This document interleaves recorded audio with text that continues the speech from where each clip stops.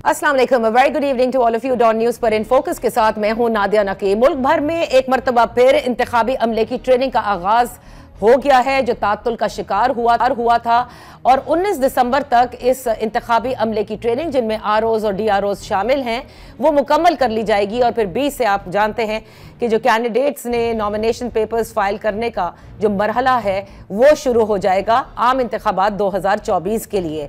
ये जो तातुल का शिकार हुआ था, ये सब आपके इल्म में है कि लाहौर हाई कोर्ट के फैसले पर हुआ था, जिसके बाद सुप्रीम कोर्ट के हुक्मनामे के बाद एक मरतबा फिर ये शुरू किया गया है। मजमूई तौर पर 859 जो है वो रिटर्निंग अफसरान और 144 डिस्ट्रिक्ट रिटर्निंग अफसरान की ये ट्रेनिंग का अमल जो है इस वक्त जारी है। मुल्क भर में ये हो रहा है, लेकिन तहरीक इंसाफ ने पेशावर हाई कोर्ट में भी इस हवाले से दरख्वास्त दायर की हुई है, जिसकी समाअत कल यानी बरोज पीर को होनी है, जिसमें उनकी इस्तदा एक मरतबा फिर यही है कि जो रिटर्निंग जो डीआरओज और आरओज हैं वो जुडिशल ऑफिसर्स होने चाहिए और वो एग्जीक्यूटिव से नहीं होने चाहिए। इंट्रा पार्टी इलेक्शंस के हवाले से भी कल तहरीक इंसाफ ने इलेक्शन कमीशन के सामने अपने दलाइल मुकम्मल करने हैं और फिर ये फैसला होना है। अब जबकि कैंडिडेट्स के नॉमिनेशन पेपर्स का जो मरहला है उसे शुरू होने में महज देखा जाए तो सिर्फ 4 दिन ही बाकी हैं। ऐसे में अब तहरीक इंसाफ के लिए अगर हम देखें तो बड़े बड़े चैलेंजेस सामने हैं। एक तरफ इंतखाबी निशान क्या वो हासिल कर पाएंगे, और दूसरी तरफ क्या वो फील्ड्स में फिजिकली ये कैंडिडेट्स जो है वो फील्ड कर पाएंगे या नहीं।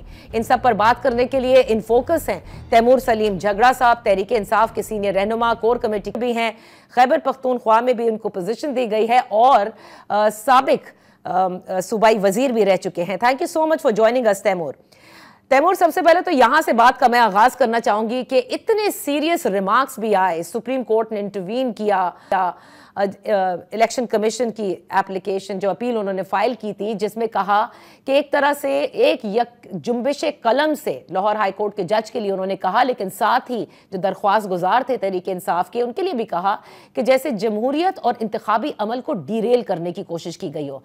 इस सब के बावजूद आप लोग पेशावर हाई कोर्ट फिर पहुंच गए हैं और बात वही है कि जी हमें जुडिशल अफसरान चाहिए instead of the executive officials as DROs and ROs. तो आप लोग क्या इलेक्शन डिले करवाना चाहते हैं?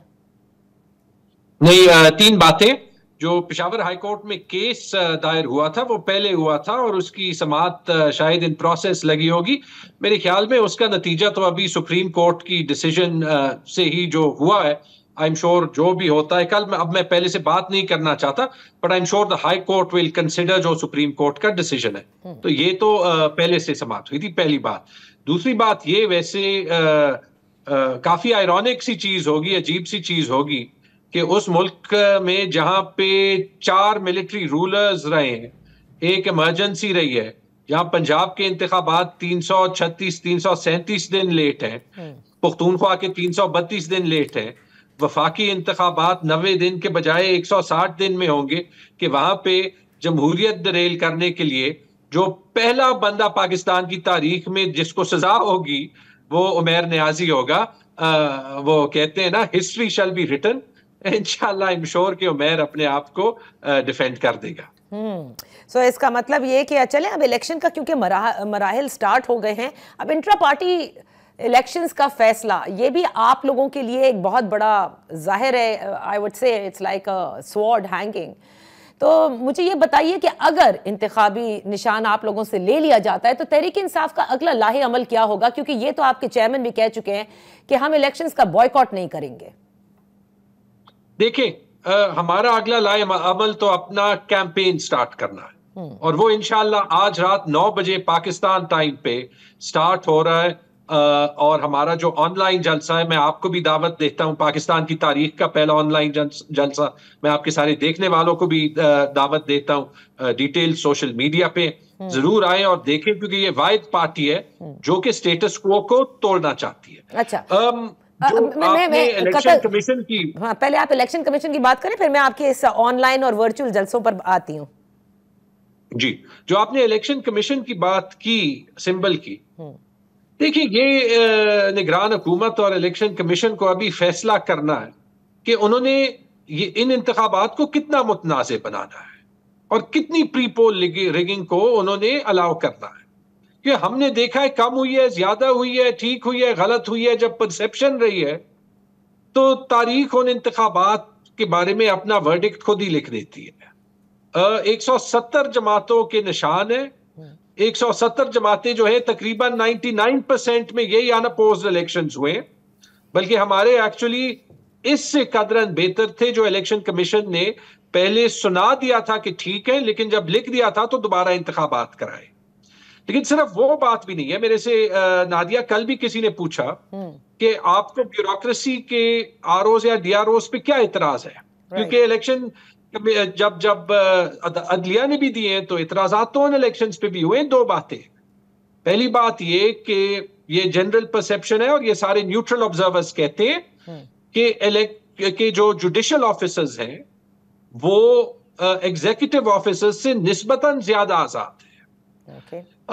ये आप किसी, लेकिन दूसरी बात, थियोरेटिकली तो कोई जो है ऑब्जेक्शन एग्जीक्यूटिव ऑफिसर्स पे भी नहीं होनी चाहिए ना, लेकिन 3,500 उन्होंने एमपीओ ऑर्डर्स दिए। अगर इलेक्शन कमीशन वाकई सीरियस हो तो वो इस पूरे निजाम का अभी जो है वो अपने हाथ में ले ले और फिर इलेक्शन जो एग्जीक्यूटिव ऑफिसर्स हैं उनको भी इंस्ट्रक्ट कर दे कि आपने किसी की सुननी नहीं, आपने ठीक काम करना है। उसमें ये बातें बड़ी प्रॉब्लमैटिक है कि जिस दिन इलेक्शन शेड्यूल का ऐलान होता है उसी दिन वफाकी हुकूमत के वजीर और बलोचिस्तान के वजीर जो है वो रिजाइन करते हैं कि हमने तो इलेक्शन लड़ना है। जब आपने इलेक्शन लड़ना था तो आप निगरान हुकूमतों में क्या करने थे? अभी तक इलेक्शन कमीशन ने ये पाकिस्तान को साबित नहीं किया, आप ब्रिटेन मीडिया देख ले, कि वो गैर जानिबदार इलेक्शन करने में कामयाब हो जाएगा। ये सिकंदर सुल्तान राजा साहब का चैलेंज है। नहीं, लेकिन Taimur, how can you say that? देखिए, इलेक्शन शेड्यूल की अनाउंसमेंट के बाद अब now they are the driving force. अब आप करें ना, अगर अब आपके साथ, अगर ठीक है आप लोग कहते हैं कि judicial officers are better off than the executive, अगर अब आपके साथ कोई ज्यादती होती है या किसी भी जमात के साथ या किसी कैंडिडेट के साथ होती है तो इलेक्शन कमीशन के दरवाजे खोले। चीफ इलेक्शन कमिश्नर उस दिन कह चुके हैं कि जलसे भी होंगे, सारी जमातों के लेवल प्लेइंग फील्ड भी होगी और इलेक्शन कमीशन मौजूद है, आप शिकायत करके देख लेगा। Then you can pass this statement कि वो गैर जानिबदार इलेक्शन नहीं करवा पाएंगे अगर किसी भी जमात की जायज शिकायत के ऊपर इलेक्शन कमीशन फैसला ना ले। शेड्यूल आया, शुएब शाहीन क्वेटा गया, शुएब शाहीन को क्वेटा में हमारे वर्कर कन्वेंशन को खिताब देने नहीं दिया गया। पेशीन में वर्कर हुआ, आज उसकी एफआईआर सामने है। ये तो शेड्यूल की बातें हैं। पहला टेस्ट इलेक्शन कमीशन का है जो अभी वो सिंबल का केस करेंगे। क्योंकि लेवल प्लेइंग फील्ड होनी चाहिए, मीनिंग के हर पार्टी के साथ एक जैसा सलूक होना चाहिए। सही। और इससे मैं माजरत के साथ थोड़ा सा डिसएग्री करता हूं। जब किसी सूबे में निगरान हुकूमत है तो वो इलेक्शन एक्ट के तहत एग्जिस्ट करती है और एग्जिस्ट नहीं करती। और अगर इलेक्शन एक्ट के तहत एग्जिस्ट करती है तो फिर इलेक्शन कमीशन ने उसकी ओवरसीइंग करनी है, क्योंकि उनके एक्शंस और उनके ऑफिशियल्स के एक्शंस जो हैं वो इलेक्टोरल प्रोसेस को इन्फ्लुएंस भी करते हैं और मुतनाज़ा भी बनाते हैं। अच्छा। और वहां पे एविडेंस सारी है कि अभी तक तो एक्शन नहीं लिया गया। आई होप कि राजा साहब तारीख में अपना नाम जस्टिस मुनीब और इस टाइप के कैरेक्टर्स के साथ नहीं लिखना चाहेंगे। अच्छा, अब तैमूर देखिए, जहां आप इलेक्शन कमीशन का भी चैलेंज और उन पे सवाल उठा रहे हैं, जाहिर है उनकी तो रिस्पॉन्सिबिलिटी है for a free, fair and transparent election, लेकिन आप लोगों की भी असल इम्तिहान अब शुरू हुआ है। फिजिकली कैंडिडेट्स के नॉमिनेशन पेपर्स की फाइलिंग, ये और जाहिर है जांच पड़ताल, कभी क्वेश्चन आंसर्स होते हैं।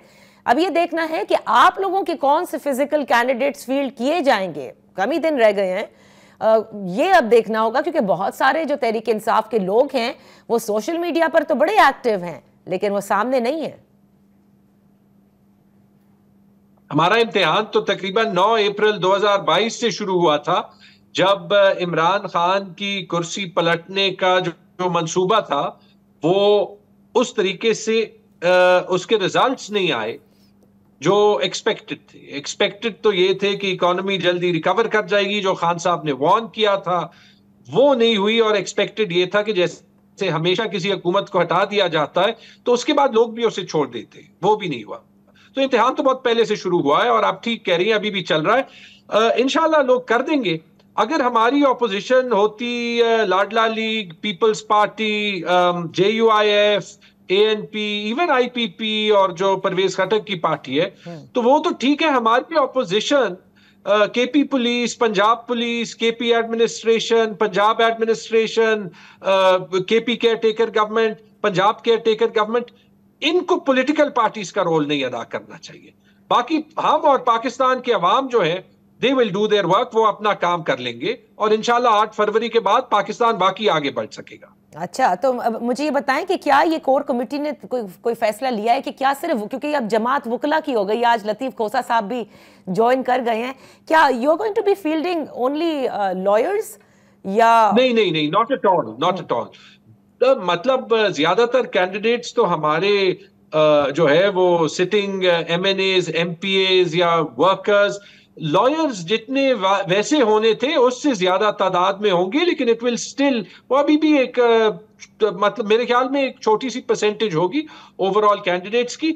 आप ये भूल जाती हैं कि हमारे बहुत से लोग बिलखसूस पंजाब में खड़े रहे हैं, लेकिन जितनी तशद्दुद मोहसिन नकवी की हुकूमत ने की है अपनी free fair and impartial role को अदा करते हुए, उसके बाद वो साइलेंट हुए और इस मौके का इंतजार कर रहे थे कि इलेक्शन शेड्यूल का ऐलान हो जाएगा। ये तो हमें, बल्कि जब कोई कहता है कि आप इलेक्शन से भाग रहे हैं तो मुझे तो हंसी आती है।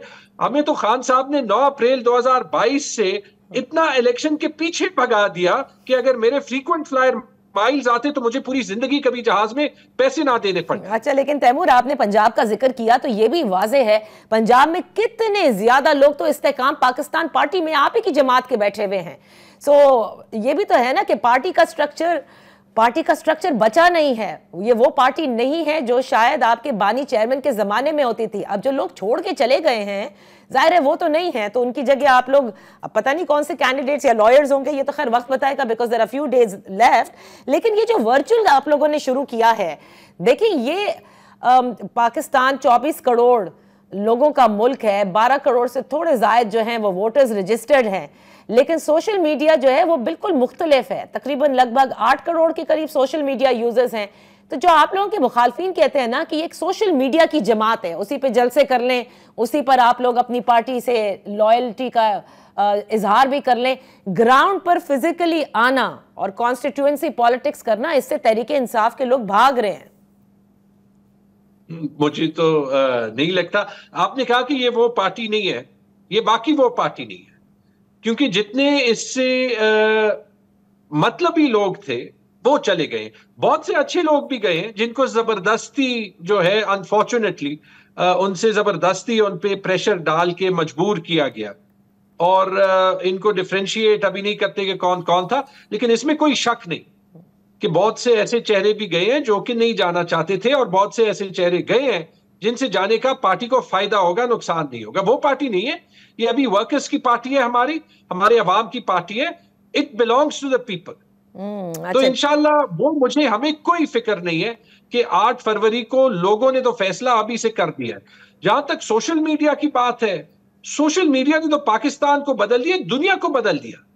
इजराइल जब भी फलस्तीनियों पे हमला करता था, और हमें तकरीबन हर प्रोग्राम में उसकी मजम्मत करनी चाहिए, बेशक, कभी दुनिया में और वेस्ट में तो कभी बात ही नहीं पहुंचती थी कि फलस्तीनियों के साथ क्या हो रहा है। क्यों पहुंचती है? क्योंकि ये सोशल मीडिया पहुंचा रही है।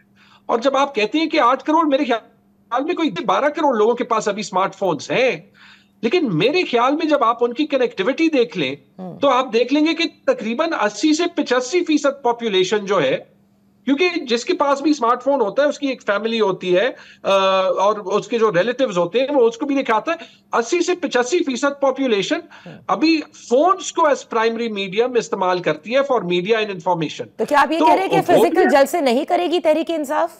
नहीं, जलसे करेंगे, लेकिन जलसे उस प्रोपोर्शन से करेंगे जिस प्रोपोर्शन से election commission free and fair होने की इजाजत जो है वो देगा। अगर उसने ऐसे ही फ्री एंड फेयर माहौल रखना है कि एक एक कॉर्नर मीटिंग के लिए जो है वो 10-10 दिन की इजाजत लेनी पड़े और उसके बाद वो कैंसिल हो जाए, और इजाजत मिल भी जाए तो जैसे हमें पेशावर में कन्वेंशन की इजाजत मिल गई थी, तब भी आधी पेशावर की पुलिस आ गई थी अरेस्ट करने के लिए, या लोगों के घरों पे जो तकरीबन 10-15 हजार छापे मारे जाएंगे। तो उसमें जो है मुझे तो तभी यकीन है कि उस हालत में भी पाकिस्तान के लोग इलेक्शन जीत जाएंगे, वरना ये अपोजिशन की पार्टीज जो है वो इलेक्शन से इतने घबराती नहीं। अच्छा, अब मुझे आखिर में, क्योंकि वेरी लिटिल टाइम लेफ्ट, आप लोगों की कोर कमेटी ने एक एलामिया जारी किया जिसमें डिस्टेंस किया आप लोगों ने सलमान अहमद से और चंद यूट्यूबर्स से। मैं जानना चाहती हूँ यूट्यूबर्स का पर्टिकुलर में आपने नाम नहीं लिया, क्योंकि आप लोगों के बहुत से लोग भी बाहर बैठकर यूट्यूब भी करते हैं, वीडियो मैसेजेस भी देते हैं, जिनमें शहबाज गिल भी हैं, शहजाद अकबर भी हैं, तो क्या उनसे भी डिस्टेंस है?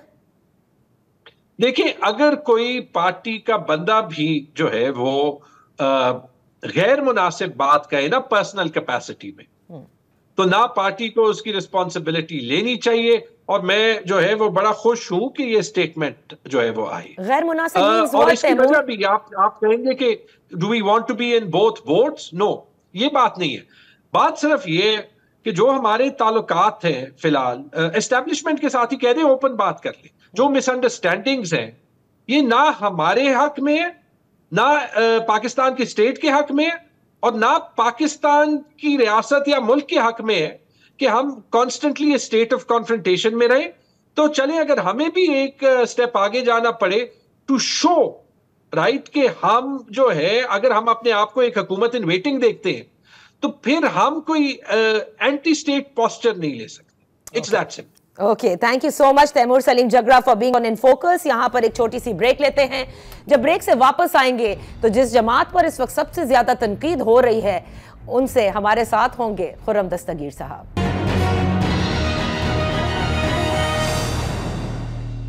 Welcome back. इन फोकस हैं खुर्रम दस्तगीर साहब, पाकिस्तान मुस्लिम लीग नून के सीनियर रहनुमा, साबिक वफाकी वजीर। Thank you so much for joining us. Khurram Dastgir sahab, जो ये सारा बादल मंडला रहे थे, पहले खदशात थे कि शायद इलेक्शंस जो है वो डिले हो जाएंगे, लेकिन फिर सुप्रीम कोर्ट के ऑर्डर के बाद ये तमाम बातें जो हैं अब सेटल हो गई। बर वक्त इंतखाबात होंगे 8 फरवरी को 2024। लेकिन बात तहरीक इंसाफ के इल्ज़ामात की नहीं है। वो इल्ज़ामात जो है इस्तेहकाम पाकिस्तान पार्टी हो, पाकिस्तान पीपल्स पार्टी हो, ANP हो, ये सब पाकिस्तान मुस्लिम लीग नून पर लगाते हैं कि जितनी भी इंतजामिया इस वक्त एक सेटअप की है, या जो अब जो DROs और ROs बनेंगे, उनमें से वो कहते हैं ज्यादातर तो वो लोग हैं जो कि PMLN के लगाए हुए हैं, और उनका जो रवैया है वो गैर जानिबदार हो ही नहीं सकता।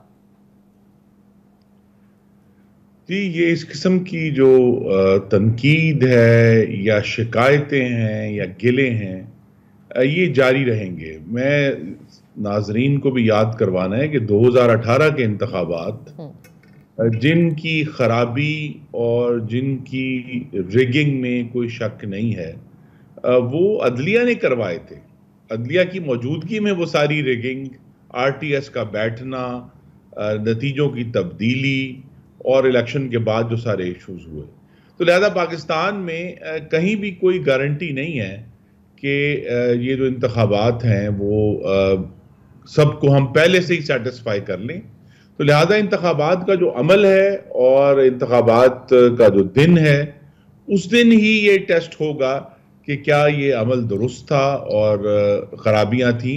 वरना उससे पहले जो 2013 के इंतखाबात थे वो वाहिद इंतखाबात थे जिनका एक अदालती टेस्ट भी हुआ, एक बाकायदा कमीशन बैठा था PTI की शिकायत पे, और उस कमीशन ने ये तमाम हेयरिंग करके वो, अगर आपको याद हो, कहते थे जी पूरे ट्रक भर भर के जो है ना वो एविडेंस आएगी, लेकिन वो रद्दी साबित हुई और कमीशन ने ये कहा कि इंतखाबात में कोई मुनज़्ज़म धांधली नहीं हुई।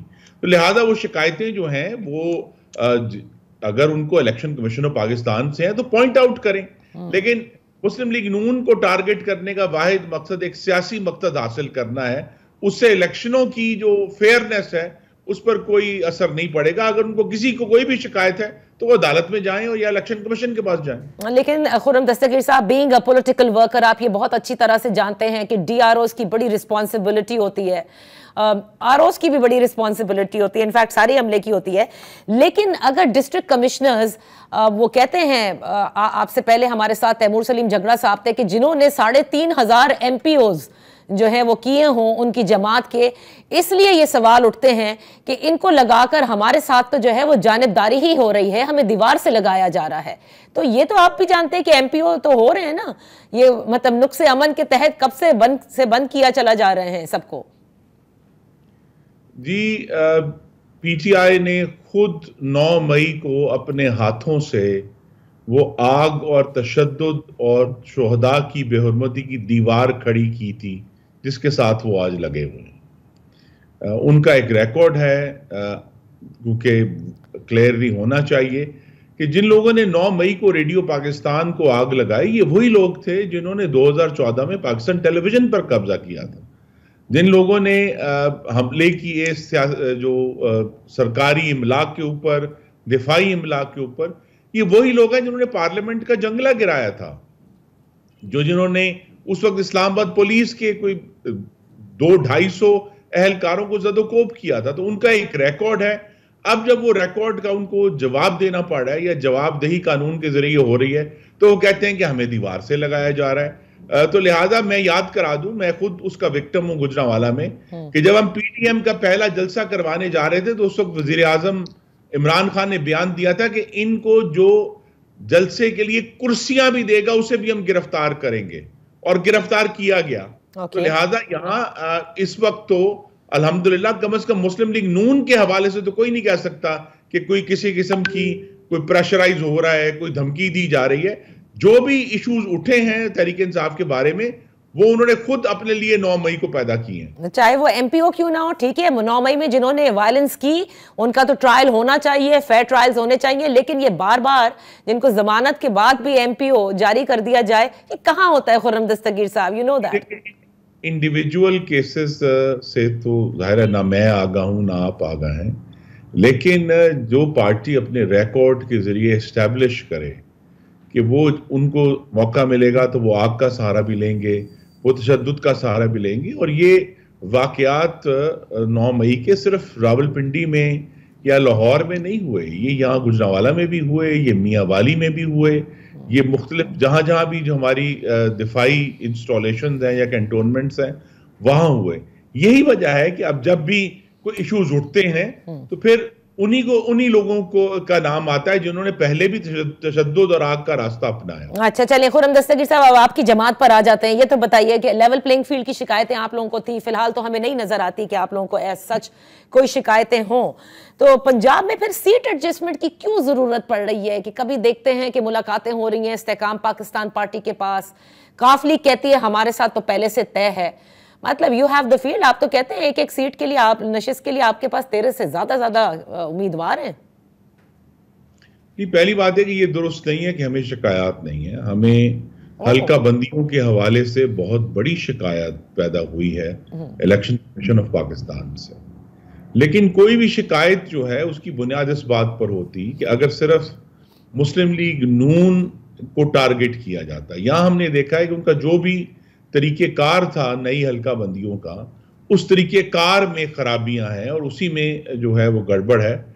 यही वजह है कि इसको इशू नहीं बनाया। आपको मालूम है एमक्यूएम ने कराची में पीपल्स पार्टी के खिलाफ इशू बनाया कि जी हमारे तो हल्के ठीक नहीं बने, हल्के हमारे भी नहीं बने। और जहां यानी मसलन एक जिले में अगर जितनी नशिस्तें थी, अगर उतनी ही नशिस्तें बरकरार रही हैं तो फिर हल्कों की जो हद बंदियां तब्दील करने की वजह समझ नहीं आती, लेकिन पूरे पाकिस्तान में ऐसे हुआ। तो लिहाजा ये कहना दुरुस्त नहीं कि हमें कोई शिकायत नहीं है। अच्छा। दूसरा ये कि सीट एडजस्टमेंट का इशू है, उसकी बैकग्राउंड में 2 चीजें हैं। उसकी पस मंजर में एक तो इमरान खान की नफरत और बुग़्ज़ की और अपने अलावा तमाम जमातों को चोर, डाकू, गद्दार और काफिर कहने की सियासत थी, जिसने पाकिस्तान की जो हाकमियत है उसको बहुत नुकसान पहुंचाया। तो लिहाजा वो एक नफरत का एरा है जिससे हम बाहर आ रहे हैं। दूसरा इशू ये है कि ये सब लोग जो हैं, ये उन 16 महीनों में जो 15 जमातों की हुकूमत थी, ये हमारे एलाइज हैं। तो लिहाजा अब मेजर सीट एडजस्टमेंट कहीं नहीं होगी, लेकिन कहीं अगर अपने एलाइज को हम एडजस्ट कर सकें, ये वो हो रहा है। खुर्रम साहब, ये जो नफरत का एरा वाली बात है, चले एलाइज की तो बात समझ में आती है, जिन्होंने साथ दिया, आप लोगों के साथ रहे, लेकिन नफरत का एरा से जो मायने हम अखज़ कर रहे हैं, यानी जिन पॉकेट्स के अंदर मुस्लिम लीग नून को डेंट पड़ सकता है, क्योंकि वहां तहरीक इंसाफ के वोटर या सपोर्टर ज्यादा हैं, वहां आप फिर सीट एडजस्टमेंट करेंगे, ऐसी कोई बात है? जी नहीं, देखिए यहाँ हर पार्टी की बाज़ जगहों पे मजबूती है, बाज़ जगहों पे उतनी मजबूती नहीं है, लिहाजा उस सब को देखकर ही फैसला किया जाएगा। लेकिन जहां मुस्लिम लीग मजबूत है या जहां उसके पास मजबूत उम्मीदवार अब मौजूद हैं, वहां सीट एडजस्टमेंट नहीं होगी।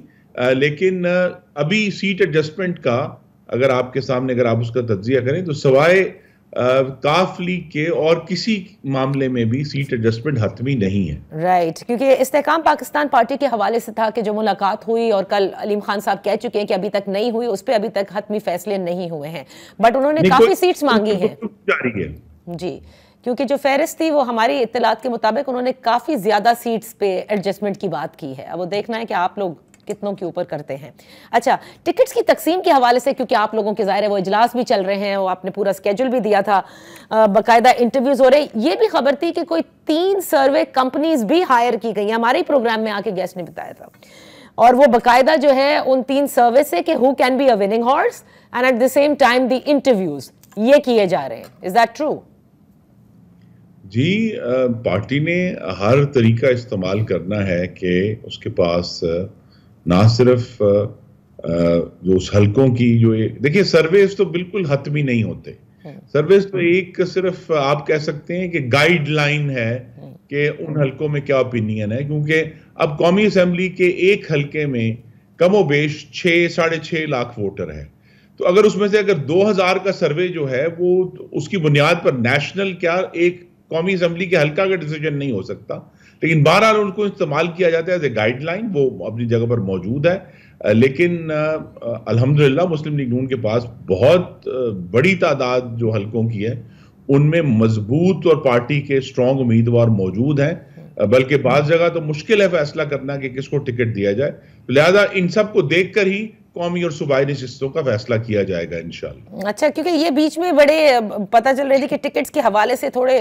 जाहिर है कि ये मसाइल भी हैं कि जैसे एहसन इकबाल साहब अपने बेटे को दिलवाना चाहते हैं, वो सारी चीज़ें जो सामने आई थी, दानियाल अजीज़ भी हैं, इसी तरह राना एहसान अफजल साहब जो 16 माह की हुकूमत में आज सैपम तो काम कर रहे थे, उनके वालिद आप लोगों के करीब हैं, लेकिन वहाँ पे शायद राजा रियाज साहब को दिया जाए क्योंकि उन्होंने बड़ा साथ दिया था, तो ये मामला भी तो हैं इस वक्त मुस्लिम लीग नून के अंदर। जी, तो ये तो पार्टियों के लिए एक मामूल का मामला है कि जब भी इंतखाबात होंगे इस किस्म के जो वफादारी के भी इश्यूज, दूसरे लोगों को एडजस्ट करने के भी इश्यूज, जो अभी हालिया माजी में अगर किसी से कोई कमिटमेंट है वो भी इश्यूज, लेकिन मेन जो नस्बुल ऐन है वो यही है कि जो हम बेहतर सबसे ज्यादा जिन्हें पार्टी की पार्लियामेंट्री बोर्ड समझेगा, एक मुश्तरका इस पे सोच विचार होगी, उन्हीं को टिकट्स इंशाल्लाह दिए जाएंगे। और जो आप लोगों की इंतखाबी मुहिम है उनको मियां नवाज शरीफ साहब लीड करेंगे? जी इंशाल्लाह, अब उनके सामने कोई कानूनी रुकावट नहीं है और ना सिर्फ इलेक्शन में उम्मीदवार होंगे बल्कि इंतखाबी मुहिम की क़ियादत करेंगे और इंशाल्लाह तो मुस्लिम लीग नून की तरफ से वजारत उज़्मा के उम्मीदवार भी हैं। आप कह रहे हैं कि तमाम तर जो मसाइल हैं मियां नवाज शरीफ साहब के वो हल हो गए हैं। बाज़ लोग ये कहते हैं कि वो जो एक ताहयात वाली बात थी उसके हवाले से जब वो अपने नॉमिनेशन पेपर्स डालेंगे तो उस वक्त एक्चुअली समझ में आएगा, क्योंकि इलेक्शन एक्ट में फिर तरमीम भी हुई, सारी बातें हो चुकी हैं। आपको लगता है कि all the field is clear now for him to participate in the general elections? जी, जो बड़ी रुकावट थी वो दूर हो गई है। अब सिर्फ एक कानूनी इंटरप्रिटेशन का मामला है कि सुप्रीम कोर्ट कैसे इंटरप्रेट करता है। हमारी तवक्को यही है कि सुप्रीम कोर्ट पार्लियामान का एहतराम करेगा और इस बुनियाद पे कि सुप्रीम कोर्ट का फैसला चूंकि पहले आया था, पार्लियामान ने उस पर अपनी सोच का जो इजहार है वो बाद में किया है। और देखिए, इजहार इस मामले में भी सुप्रीम कोर्ट के सामने होगा कि जो पार्लियामान ने इलेक्शन एक्ट में तरमीम की है वो पाकिस्तान के शहरियों के जो सियासी हकूक हैं उनको वसी करता है। सुप्रीम कोर्ट का फैसला हकूक को कम करने वाला था, जो ताहयात फैसला था, लिहाजा पार्लियामान का यह फैसला है कि पाकिस्तान शहरियों के जो भी इश्यूज हों लेकिन उनकी नाअहली है वो 5 साल की होगी और वो दोबारा इंतखाबी अमल में, सिर्फ नवाज शरीफ के लिए तो नहीं ये फैसला हुआ ना, ये सब पाकिस्तानियों के लिए होना है। तो लिहाजा एक ऐसा फैसला जो पाकिस्तानियों के सियासी हकूक को वसी करता है, एक फैसला नहीं बल्कि कानून साजी है। तो हमारी ये कि सुप्रीम कोर्ट उसका एहतराम करेगा। बहुत बहुत शुक्रिया खुर्रम दस्तगीर साहब for being with us on in focus. यहां पर एक छोटी सी ब्रेक लेते हैं, बाद हम तज्जिया करवाएंगे मजहर अब्बास साहब से इस वक्त जो जमीनी हकायक हैं, इलेक्शन शेड्यूल की अनाउंसमेंट, दीगर जमातों की अब टिकट्स की तकसीम के मराहिल और तहरीक इंसाफ की मुश्किलात। Right after this one.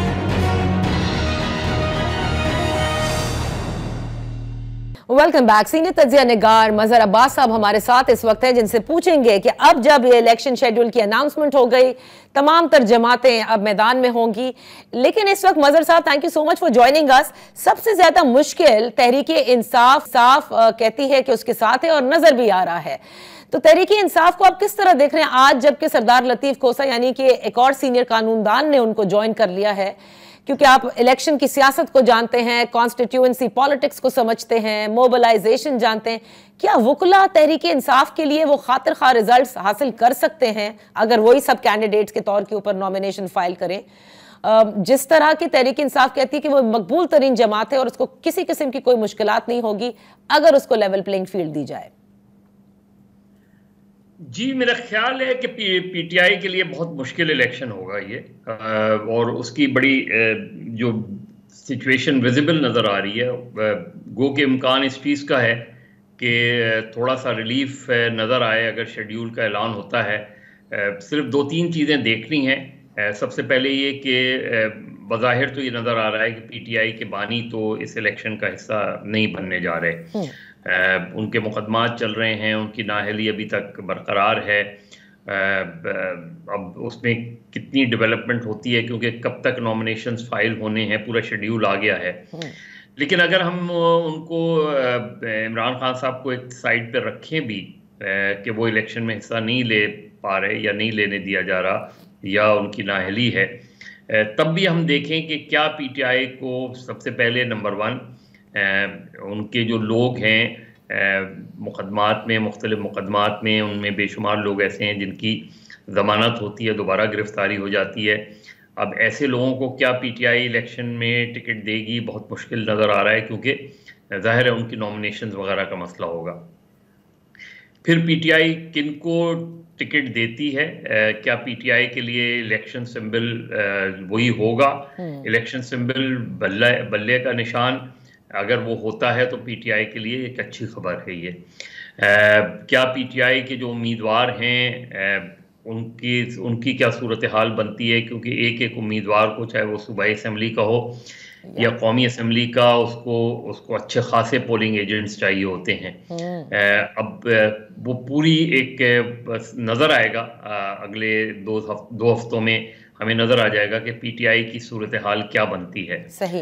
अगर उनके कैंडिडेट्स को फ़र्ज़ करें उठा लिया जाता है मुख्तलिफ मुकदमात में, उनके जो पोलिंग एजेंट्स नामज़द होते हैं या एक्टिविस्ट हैं, उनके साथ यही सूरत हाल होती है और पीटीआई को कॉर्नर मीटिंग्स या जलसों की उस तरह इजाज़त नहीं मिलती, ये सारी सिचुएशन अगर नज़र आती है तो फिर ज़ाहिर है इलेक्शन की शफाफियत पे संजीदा सवालात उठ जाएंगे।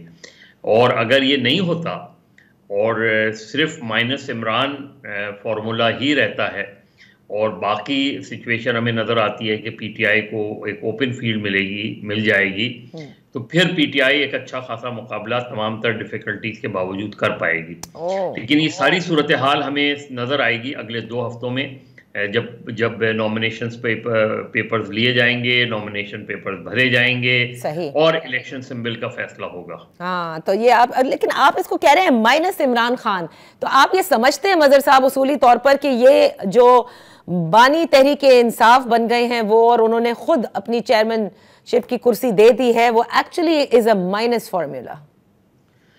जी, जाहिर है वो हम कह सकते हैं 2018 में जब इलेक्शन हुए थे तो माइनस नवाज शरीफ फार्मूला था और नवाज शरीफ साहब माइनस थे, और जो सूरत हाल बनी उसमें मुस्लिम लीग नून के लिए एक मुश्किल इलेक्शन था। लेकिन पीटीआई के लिए जो इलेक्शन है वो मुस्लिम लीग नून से ज़्यादा मुश्किल है। अच्छा। क्योंकि उस वक्त ये ज़रूर था कि नवाज शरीफ साहब को सज़ा भी हो गई थी, उनकी नाअहली भी हो गई थी, लेकिन एज सच मुस्लिम लीग नून पे उस तरह का क्रैकडाउन हमें 2018 के इलेक्शन से पहले नहीं नजर आया। हमें ये तो नजर आया कि बलूचिस्तान में एकदम रातों रात पार्टी तब्दील हो गई, लेकिन उस तरह का क्रैकडाउन जो हमें अब यहाँ नज़र आ रहा है इस सूरत हाल में, वो हमें उस तरह नज़र नहीं आया। तो अब देखना है, ऐन मुमकिन है कि थोड़ा सा रिलैक्सेशन आ जाए, पीटीआई को जलसे जुलूस की इजाज़त हो जाए, सही, उनको बल्ले का निशान मिल जाए तो फिर और कैंडिडेट्स के लिए मुश्किल ना हो। तो मेरा ख्याल है पीटीआई का जो वोटर है इस वक्त जो वोट देगा, पीटीआई का वोटर, वो कैंडिडेट को देख के नहीं देगा वोट। अच्छा, वो बल्ले के निशान को देख के वोट देगा। तो candidate hardly matters in this election for PTI. अच्छा, कैंडिडेट हार्डली मैटर्स आप ये कह रहे हैं। लेकिन मदर साहब चलें, अब मैं आपको एकदम पीटीआई से लेकर आती हूँ Muttahida Qaumi movement. The reason why I am bringing you to MQM इज कि एक जमात जिसकी टूट फूट हुई, फिर वापस से फैक्शन सारे मिल जाते हैं, अब मिल करके अब इलेक्शन लड़ने का कहते हैं, उनके लिए इस इलेक्शन में अच्छा स्कोर करना उनकी सर्वाइवल के लिए आपके ख्याल में कितना जरूरी है?